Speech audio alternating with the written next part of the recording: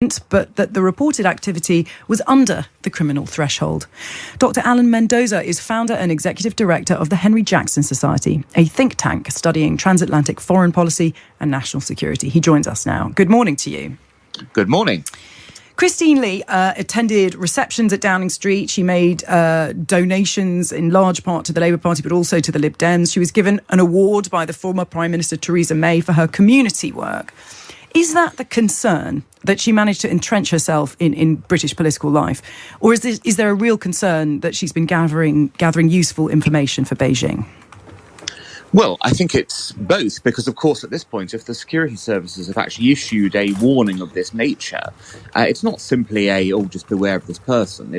We beware of this person because we suspect that the purpose they have done, the first of the two things you were saying, infiltrate political life, is indeed to pass information back in that way. Now, of course, that remains to be seen as to how that is taken forward by the security services and others, but that clearly is the allegation that's been made here. It's much more than simply trying to gain influence. It has to be, of course, that you're trying to do something with that influence. Otherwise, why would you even bother trying to get the influence? And do we have any sense of what kind of information she would have been party to, that she would have been able to pass on to Beijing? Well, it wouldn't be sort of, secret things in the sense of things that, we wouldn't necessarily know about in the public in quite the same way as, a James Bond film. But we're obviously talking about information that might come through to politicians, from officials, from discussions, from, indications of where policy might be heading, things like that. So little tidbits, basically, that might well lead to Beijing having a different stance in negotiations or in discussions or working out where Britain might be going. It's that sort of information I think we're talking about here. And given what we know about how Beijing operates, do you expect that there will be others like her that we don't know about, or is it likely that she is a lone wolf, for want of a better description?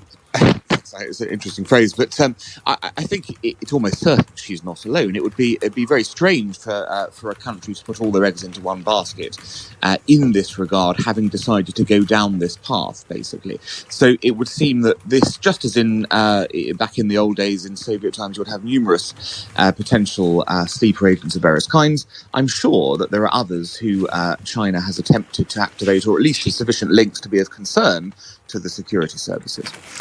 Barry Gardner says that Christine Lee's donations didn't influence him. We know that her son worked with Barry Gardner until yesterday. Is it reasonable to suggest that he wouldn't have been influenced by her?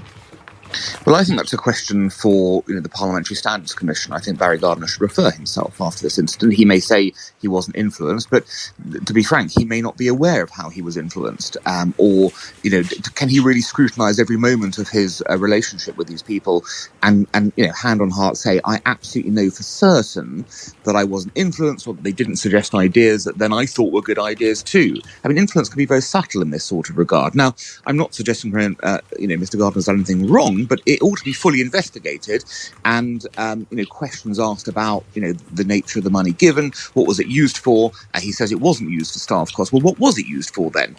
What information did come? He needs to really recount what was, put back and forth and what was seen by people and no longer in his employ. Lots of questions to be answered, I think, and it would be right to refer to the Standards Commission on this regard.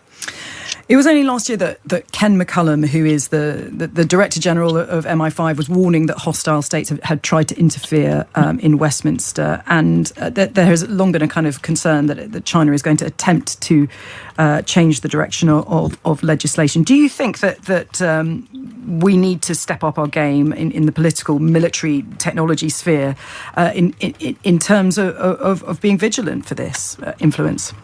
Oh, absolutely. I think I think we've been particularly slack when it comes to Chinese influence. I think everyone's very used to the idea of Russian influence in this sort of area. But the Chinese side is a little newer to people. But the reality is, as we've seen, there has been a carefully constructed, kind of policy from Beijing to try and infiltrate. It's been going on for a number of years. And clearly that will not be simply in the political sphere, but in other spheres as well. And we know about things like technology theft. We know about universities. We know about businesses. We know what's going on in general.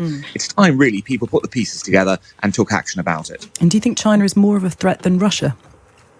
I think in this regard right now it actually is, because it's gone undetected for so long. So as a result, they have a head start, if you like, in this process.